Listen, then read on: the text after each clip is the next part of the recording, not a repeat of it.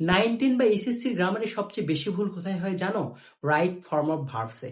আসলে তোমরা বুঝে উঠতে পারো না কখন ভার্বের সাথে এস বা এস যোগ করতে হয় এবং কখন হয় না। এর একমাত্র কারণ হলো তোমরা পার্সন এবং নাম্বার বুঝে না পড়ে আলাদা করে মুখস্থ করো এবং পরীক্ষার হলে গিয়ে সব গুলিয়ে ফেলো। আজকের এই ক্লাসে এই দুটি টপিক আমরা খুব সহজ টেকনিকে শেষ করব, যাতে আজীবন তোমার কাছে সাবজেক্ট ভার্ব এগ্রিমেন্ট বিষয়টা পানির মতো সহজ মনে হয়। আমি গ্যারান্টি দিচ্ছি, তুমি যদি মনোযোগ দিয়ে আজকের এই ক্লাসটি করো তাহলে আজীবন তোমার এখানে আর কখনো মার্ক কাটা যাবে না।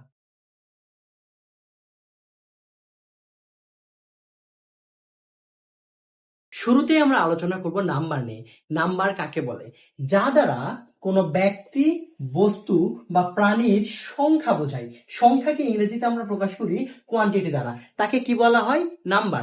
ইংরেজিতে এই সংখ্যাকে গণা হয় দুই ভাগে, অর্থাৎ নাম্বার হচ্ছে দুই প্রকার। প্রথম প্রকারের নাম হচ্ছে সিঙ্গুলার নাম্বার, যার বাংলা হচ্ছে এক বচন। দ্বিতীয় প্রকারের নাম হচ্ছে প্লুরাল নাম্বার, যার বাংলা হচ্ছে বহু বচন। সিঙ্গুলার নাম্বার হচ্ছে যখন মাত্র একজন ব্যক্তি বা একটি বস্তুকে বোঝাবে, তখন আমরা তাকে কি বলবো? Singular number. যেমন আমি ক্লাস নিচ্ছি, আমি কয়জন? একজন, তাহলে আই হচ্ছে একটা সিঙ্গুলার নাম্বার। তুমি ক্লাস দেখছো, তুমি যদি একা বসে থাকো তাহলে ইউ হচ্ছে একটা সিঙ্গুলার নাম্বার। আমার হাতে একটা কলম আছে, কলমটা হচ্ছে একটা সিঙ্গুলার নাম্বার। এবং আমি যদি প্লুরাল নাম্বার বলি তখন সংখ্যাটা দাঁড়াবে যখন একের অধিক ব্যক্তি বা বস্তুকে বোঝাবে। এখানে দুইও হইতে পারে, আবার 2 লাখও হইতে পারে। এই পুরাটাকে আমরা তখন কি বলবো? Plural number. যেমন আমরা, আমি এবং তুমি, উই, আমরা দুইজন মিলে হয়ে গেছি প্লুরাল নাম্বার। তেমনি ভাবে দে এবং তেমনি ভাবে পেন্স, প্রত্যেকটা কি হয়ে যাবে তখন? Plural number. এবার আসো আসল খেলায়। খেলাটা হচ্ছে পার্সন। আসলে পার্সন আমরা বাংলায় পড়ি পুরুষ নামে। পার্সনকে ভাগ করা হয় 3 ভাগে। একটা হচ্ছে ফার্স্ট পার্সন, একটা হচ্ছে সেকেন্ড পার্সন, একটা হচ্ছে থার্ড পার্সন। ফার্স্ট পার্সনকে আমরা বাংলায় বলি উত্তম পুরুষ, সেকেন্ড পার্সনকে আমরা বাংলায় বলি মধ্যম পুরুষ, থার্ড পার্সনকে আমরা বাংলায় বলি নাম পুরুষ। উদাহরণগুলো কি? ফার্স্ট পার্সন উদাহরণ হচ্ছে আই এবং উই, আমি, আমরা হলাম ফার্স্ট পার্সন। সেকেন্ড পার্সন কি? ইউ, তুমি বা তোমরা। তোমার সাথে যদি কেউ থাকে, তুমি এবং তাহলে সে, দুজন মিলে হয়ে যাবে তোমরা। এই তুমি এবং তোমরা হয়ে যাবে সেকেন্ড পার্সন। এবং আমি, আমরা, তুমি, তোমরা ব্যতীত দুনিয়ার যা কিছু আছে সবকিছুকে আমরা কি বলবো? Third person. কি সহজ না? চলো এখন এই দুই ভাই পার্সন এবং নাম্বারকে একটা চার্টের মাধ্যমে বন্দি করে ফেলি। এখন তোমরা এই টেবিলটি লক্ষ্য করো। আমরা এখানে পার্সন লিখেছি, এখানে সিঙ্গুলার এবং প্লুরাল নাম্বার উল্লেখ করেছি। পার্সন হিসেবে ফার্স্ট পার্সন করা আমি, আমরা। আমি, আমরা ফার্স্ট পার্সনের সিঙ্গুলার ফর্ম হচ্ছে আই, মি, মাই। তার প্লুরাল ফর্ম কি? We, us, our. আই এর জন্য আমরা লিখবো উই, মি এর জন্য আমরা লিখবো আস, মায়ের জন্য আমরা কি লিখবো? আওয়ার। এবং সেকেন্ড পার্সনে আমরা কি? তুমি এবং তোমরা। তুমি এবং তোমরা হিসেবে ইউ মানে তুমি, প্লুরালে কি লিখবো আমরা? ইউ। ইউ মানে তোমরা, ইউর মানে তোমার, এবং প্লুরাল আমরা ইউর মানে তোমাদেরই ব্যবহার করব। সেকেন্ড পার্সনের ক্ষেত্রে সিঙ্গুলারও যা, প্লুরালও তাই। এখন থার্ড পার্সনের কথা বললে আমরা প্রথমে বলবো হি এবং শি। হি এবং শি প্লুরাল ফর্ম কি? দে। ইট মানে ইহা, তার প্লুরাল ফর্ম হচ্ছে দেম। রহিম যদি একটা ছেলে হয় তাহলে ছেলের প্লুরাল ফর্ম কি? বয়েজ। পৃথিবীতে যত ছেলে আছে সব ছেলেকে আমরা একত্রে কি বলবো? বয়েজ।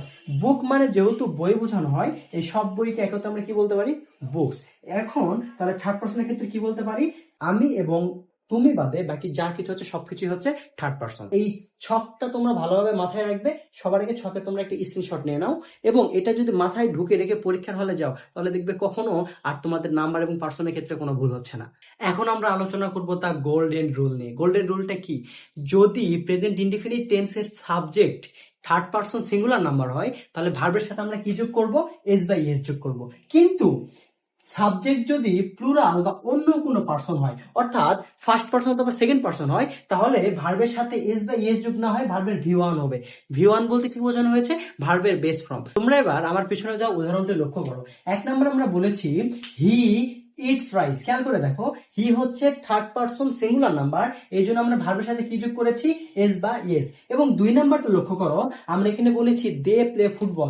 দে হচ্ছে থার্ড পার্সন, কিন্তু দেটা হচ্ছে প্লুরাল নাম্বার, সেজন্য আমরা ভার্বের সাথে কিছু যোগ করিনি, ভার্বটা আমরা ভি1 বা ভার্বের বেস ফর্মে রেখে দিয়েছি। অনেকে এখানে ভুল করে প্লেস দিয়ে দেয়। আচ্ছা তুমি এখন বলো তো, দে কি আসলে সিঙ্গুলার নাকি প্লুরাল? অবশ্যই প্লুরাল। যদি প্লুরাল হয় তাহলে আমরা রুলস অনুযায়ী কি পড়েছি, যখন প্লুরাল হবে তখন ভার্বের সাথে কোনো কিছু যোগ হবে না, ভার্বের যে বেস ফর্ম সেটাই হবে, অর্থাৎ এখানে প্লেস না হয়ে আমরা সরাসরি প্লে ব্যবহার করব। তাহলে এখন পুরো ক্লাসের সামারিটা কি দাঁড়ালো, চোখ বন্ধ করে একটু ভাবো তো, যদি আমি এবং আমরা হই তাহলে সেটা ফার্স্ট পারসন, তুমি তোমরা হলে সেকেন্ড পারসন, এবং বাকি দুনিয়ার সবকিছু হচ্ছে থার্ড পারসন। আর থার্ড পারসন যদি সিঙ্গুলার নাম্বার হয় তাহলে এস বাই এস এর সাথে বিয়ে হবে, নয়তো বাকি সব ক্ষেত্রে ভার্ব সিঙ্গেল থাকবে। তো কেমন লাগলো আজকের ক্লাসটা, পুরো কনসেপ্ট ক্লিয়ার হয়েছে কিনা, ঝটপট নিচে আমাকে কমেন্টে জানাও। আর হ্যাঁ, তোমার জন্য একটা কুইজ আছে, কুইজটা হচ্ছে দ্য বয়েজ কোন পারসন, দ্য বয়েজ আমরা কোন পারসন বলতে পারি, এবং এই দ্য বয়েজ এর সাথে আসলে কি বসবে, গো বসবে নাকি গোস বসবে, এটা তুমি কমেন্টে জানাবে, আমি প্রত্যেকের কমেন্টটা চেক করব। আজকের ক্লাসটি কেমন লাগলো তোমার কাছে, যদি ভালো লাগে তাহলে অবশ্যই লাইক দিবে, বন্ধুদের সাথে শেয়ার করবে, এবং আমাদের ইংলিশ টুর চ্যানেলটিকে সাবস্ক্রাইব করবে। দেখা হচ্ছে আবার পরবর্তী ভিডিওতে, ততদিন পর্যন্ত ভালো থাকো, আবার দেখা হবে খুব শীঘ্রই।